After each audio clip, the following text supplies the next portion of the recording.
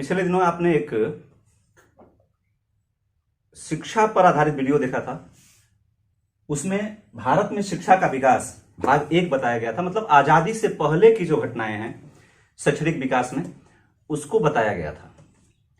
इसमें आप उसी के आगे का भाग देखेंगे, भाग 2, मतलब आजादी के बाद की जो घटनाएं हैं, क्रमिक जो विकास है शिक्षा का, उसको देखेंगे आप। शुरू करते हैं। इतना समय का है। जैसे 1948 में आपने देखा था राधा कृष्ण आयोग, यहीं पर शायद बंद हुआ था। कैसे लिख दे रहा हूं उसको, राधा कृष्णन आयोग जो था, इसने एक विचार दिया था यूजीसी का, यूनिवर्सिटी ग्रांट कमीशन। हालांकि स्थापना नहीं हुई थी 48 में, उसकी स्थापना नहीं हुई थी, इसकी स्थापना 56 में हुई थी, लेकिन इसका विचार जो है दिया गया था राधा कृष्ण आयोग द्वारा। इसी समय 1948 में ही नेशनल लाइब्रेरी, जो कि राष्ट्रीय पुस्तकालय लिख दे रहा हूं, राष्ट्रीय पुस्तकालय, ये कोलकाता में स्थित है, इसकी स्थापना हुई थी। लेकिन एक और चीज है, नेशनल डिजिटल लाइब्रेरी भी, अगर उसकी बात करें तो 2018 में स्थित है, बनी है दिल्ली में। नेशनल डिजिटल लाइब्रेरी, डिजिटल मतलब कंप्यूटर पर ही, मतलब सारी किताबें आपको उपलब्ध रहेंगी वहां। फिर आगे 1951 में देश की पहली आईआईटी की स्थापना हुई थी। ध्यान दे सकते हैं इसमें, देश की पहली आईआईटी, आईआईटी का मतलब है इंडियन इंस्टीट्यूट ऑफ टेक्नोलॉजी। देश की पहली आईआईटी ये कहां हुई थी, ये खड़गपुर, जो कि पश्चिम बंगाल में है।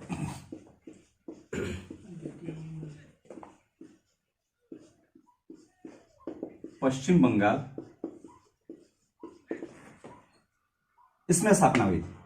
लेकिन देश का पहला इंजीनियरिंग कॉलेज अगर कहेंगे, बिल्कुल, देश का पहला इंजीनियरिंग कॉलेज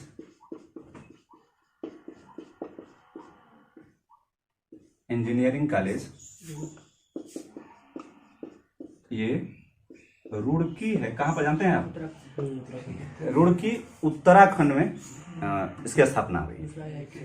ठीक है। अगर दूसरी आईआईटी की बात करें तो मुंबई में थी, यहां पर लिख दे रहा हूं, बल्कि दूसरी जो है देश की आईआईटी मुंबई, इसकी बहुत जरूरत नहीं है, 58 में हुई थी। ठीक है, बढ़िया। इसके बाद 1900, ये तो वही बात है, यूजीसी की स्थापना यहां पर हो गई।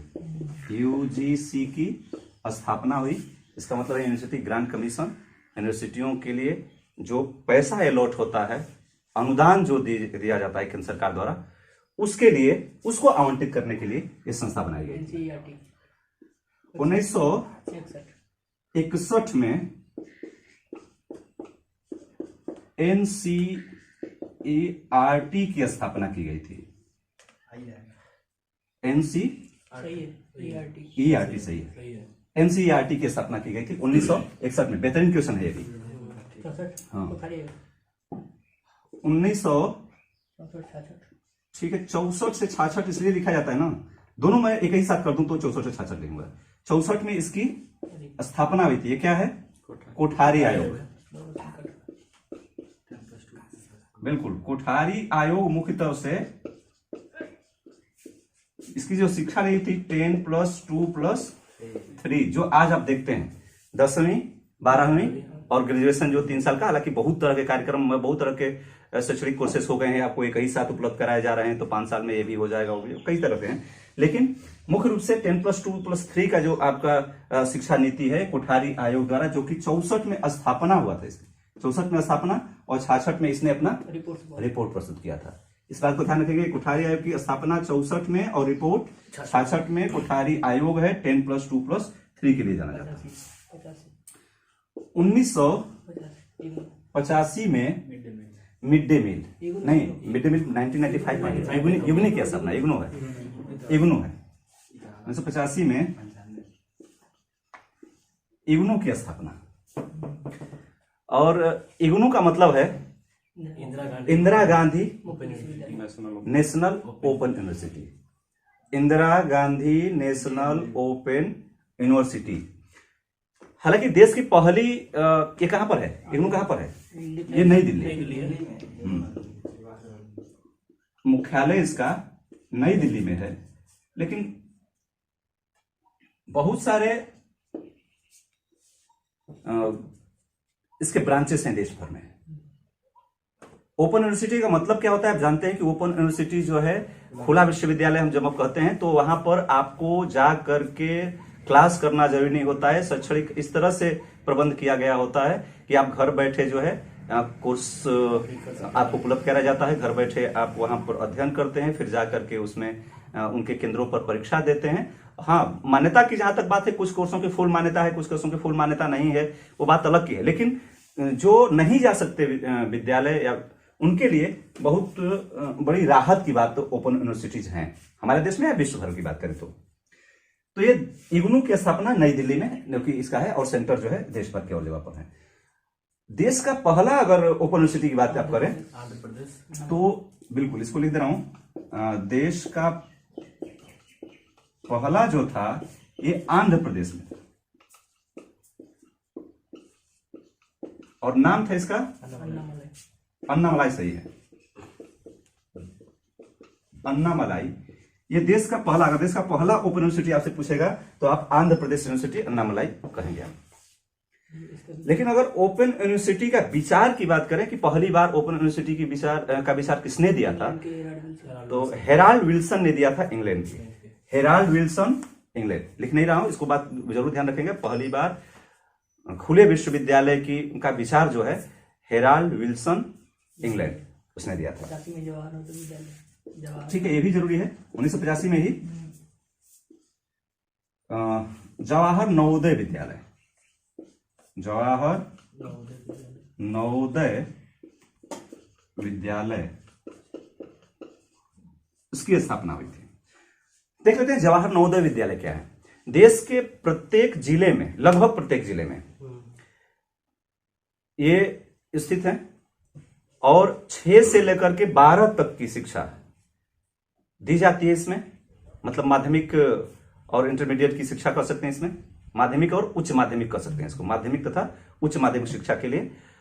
और इसमें वहीं पर रख करके इसका एडमिशन होता है, पढ़ाया जाता है। हाँ, और मुख्य रूप से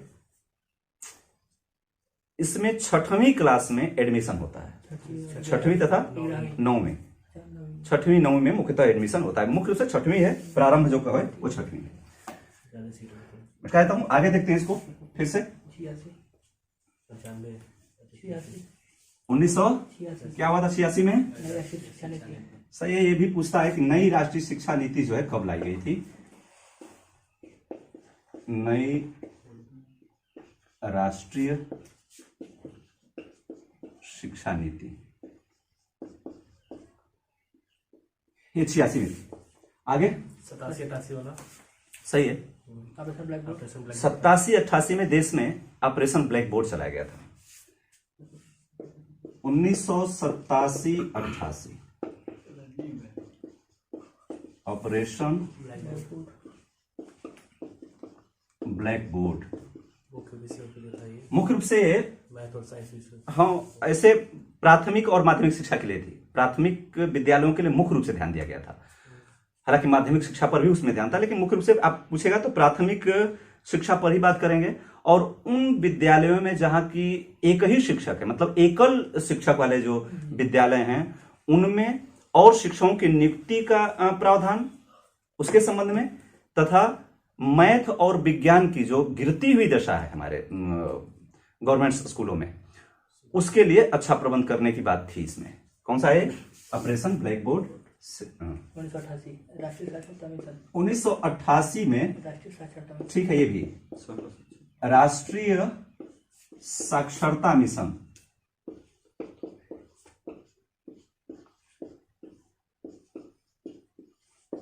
राष्ट्रीय साक्षरता मिशन 1995 में मिड डे मील कह देते हैं, MDM लोग कहते हैं इसे मिड डे मील।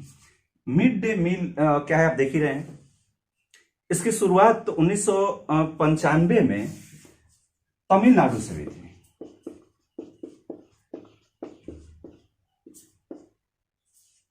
उस समय देश में बहुत लोकप्रिय नहीं था, हालांकि देश में चलाया नहीं गया था, तमिलनाडु से शुरुआत हुई थी। लेकिन आज आप देखते हैं पूरे देश में न सिर्फ जूनियर हाई स्कूल के लिए, न सिर्फ प्राइमरी के लिए, बल्कि जूनियर हाई स्कूल के लिए भी उपलब्ध कराया जा रहा है। क्लास 8 तक, 2007 में शायद 8 तक किया गया। पहले क्लास 5 तक, मतलब प्राइमरी स्कूलों के लिए, बच्चों के लिए, और फिर इसके बाद 2007 में 8वीं क्लास तक के लिए भी इसको आगे बढ़ाया गया। इसमें जो है बाकायदा एक पूरे सूची रहती है, 7 दिनों के लिए न्यूट्रिएंट से भरपूर जो है भोजन हो, और भी बहुत सारी चीजें उपलब्ध कराई जा रही हैं जब से शिक्षा को लिया गया है उसमें। लेकिन ये सब चीजें उसमें है। हाँ, ये कह सकते हैं कि ये भी अन्य हमारी योजनाओं की तरह भ्रष्टाचार का शिकार है, लेकिन फिर भी ये काफी प्रभावी कार्यक्रम है। इससे बालकों की जो संख्या है, विद्यार्थियों की जो संख्या है गवर्नमेंट कॉलेजों में निचले स्तर पर, वो बढ़ी है। 2001 ये भी एक शैक्षणिक चैनल, बिल्कुल इसको मैं ज्ञान दर्शन बस लिख दे रहा हूं, ज्ञान दर्शन। आप देखते होंगे नेशनल टेलीविजन पर ज्ञान दर्शन नाम का एक चैनल, इसको पूछता भी है।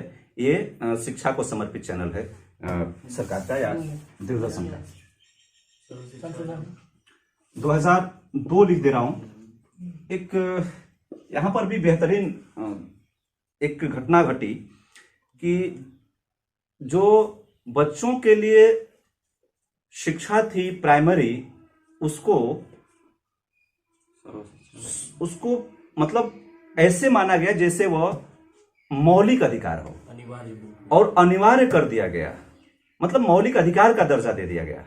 अनुच्छेद 45 में से उठा करके 21 कौ में लाया गया। आप सोच सकते हैं, अनुच्छेद 45 किसमें है? नीति निषेध तत्वों में है। नीति निषेध तत्वों के विषय में आप पूरा विस्तृत पढ़े हैं। ये राज्य के अधिकार को बढ़ाता है और ये व्यक्ति के अधिकार को बढ़ाता है, मौलिक अधिकार। तो इसको 21 कौ में इसीलिए डाला गया। 21 में जो है प्राण अधिकार का है, और 21 कौ में इसीलिए कि उसके समान ये भी उसकी जरूरत है। 6 से 14 साल तक के बच्चों के लिए इसको किया गया। कौन सा है?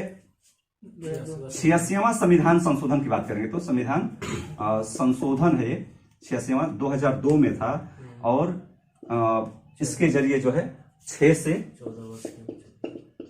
14 वर्ष तक के बच्चों के लिए जो है अनिवार्य शिक्षा का प्रावधान किया गया है। सर्व शिक्षा अभियान ये भी बहुत महत्वपूर्ण है 2001 में, हालांकि इधर उधर हो गया, कोई बात दिक्कत नहीं है। सर्व शिक्षा अभियान, इसके अनुसार आप देखते हैं सब पढ़े नारा है इसका। बच्चे जो है कभी कभार देखते हैं आप ग्रामीण इलाकों में या कस्बों में भी प्राइमरी या जूनियर हाई स्कूल के बच्चे जो है जुलूस निकालते हैं, और इसका नारा क्या है? सब पढ़े। पेंसिल बना करके उस पर देखते हैं सर्व शिक्षा अभियान का कुछ प्रचार देखते हैं उस पर। हाँ, कुछ और चीजें 2004 में कस्तूरबा गांधी विद्यालय कुछ पूरे देश में, इसको भी बहुत जरूरी है। कस्तूरबा गांधी विद्यालय, ये एसटी तथा एसटी और एससी के बालिकाओं के लिए, फिर से ध्यान रख लेते हैं, ये देश के कुछ चुनिंदा पिछड़े हुए जो ब्लॉक हैं हमारे, उनमें स्थापित किए गए हैं। इनका उद्देश्य सिविल ट्राइब और सिविल कास्ट की जो बालिकाएं हैं उनको माध्यमिक शिक्षा उपलब्ध कराने से है। लघु माध्यमिक मतलब 6 से 8 तक, 6 से 8 तक के लिए मुख्यतः उनको वहीं पर रख करके, जैसे जवाहर नवोदय विद्यालय को देख रहे हैं उसी तरह से इसमें है। तो ये फिर से आप देख सकते हैं, एसटी और एससी के लिए कस्तूरबा गांधी विद्यालय 2004 बालिकाओं के लिए सिर्फ है, और 6 से 8 तक के लिए कर सकते हैं। 2009 में, ठीक है, ये भी अनिवार्य शिक्षा का प्रावधान जो किया गया, ठीक है, राष्ट्रीय माध्यमिक शिक्षा अनिवार्य अभियान भी था। यहाँ पर राष्ट्रीय माध्यमिक शिक्षा अभियान भी था, लेकिन यहाँ इस बात को ध्यान देंगे कि ये बहुत प्रमुख क्वेश्चन है अभी।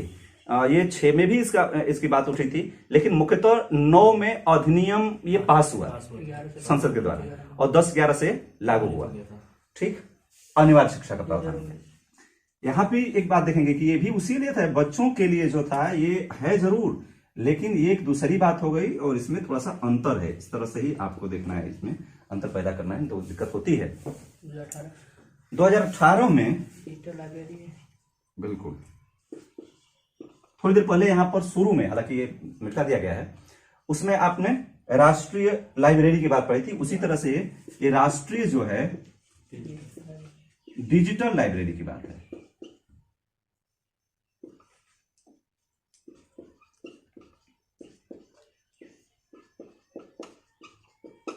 डिजिटल लाइब्रेरी ये नई दिल्ली में है, नई दिल्ली में खोला गया।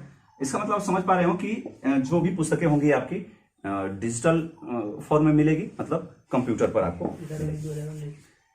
2019 ठीक है, कुछ और चीजें, मतलब इसको मिटा दे रहा हूं बल्कि, और कुछ और घटनाएं जो है इससे संबंधित जो है एक बार फिर से देख लेते हैं, मन करते हैं तो 4 मिनट के अंतर्गत। और भी 2019 को बस इसलिए कि 2019 को यूएनओ जो है वो देसी भाषाओं का अंतर्राष्ट्रीय वर्ष के रूप में मनाया था।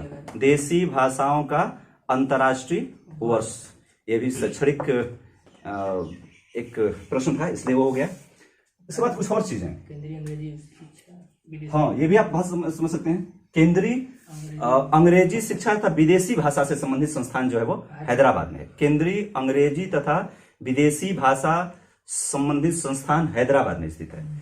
कुछ और चीजें देख लेते हैं। राष्ट्रीय शिक्षक दिवस पहले 5 सितंबर है शिक्षक दिवस। बिल्कुल, उस बात को तभी अंतर होगा। राष्ट्रीय शिक्षक दिवस जो है ये 5 सितंबर है और ये जानते हैं किसके जन्मदिन, ठीक है, डॉक्टर राधा कृष्णन, देश के पहले उपराष्ट्रपति, दूसरे राष्ट्रपति, एजुकेशनिस्ट थे।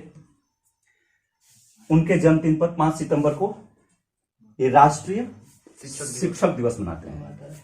हाँ, और अगर देखें तो अंतर्राष्ट्रीय शिक्षक दिवस 5 अक्टूबर को मनाया जाता है। मिला जुला है यहां पर, ये अंतर्राष्ट्रीय है, ये राष्ट्रीय था, जबकि ये अंतर्राष्ट्रीय है।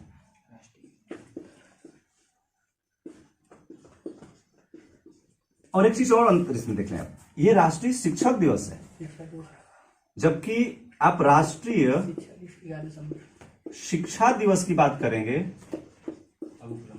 तो ये कब होगा, 11 दिसंबर है। और अबुल कलाम आजाद,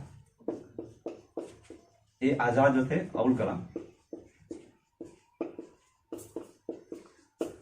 कलाम आजाद के जन्मदिन से संबंधित है। तो ध्यान रखेंगे इस बातों को, ये बहुत इंपॉर्टेंट है। इसमें इधर उधर हो जाता है। 5 सितंबर, 5 अक्टूबर और 11 दिसंबर, ठीक है। 23 अप्रैल क्या है, ठीक है, वो भी, ये भी एक अच्छा क्वेश्चन है। पुस्तकों का कॉपीराइट दिवस जो मनाया जाता है 23 अप्रैल, पुस्तक कॉपी राइट दिवस, ठीक है। तो ये कुछ क्रमिक घटनाएं थी आजादी के बाद की शैक्षणिक विकास वाले। बंद करते हैं अगले वीडियो में।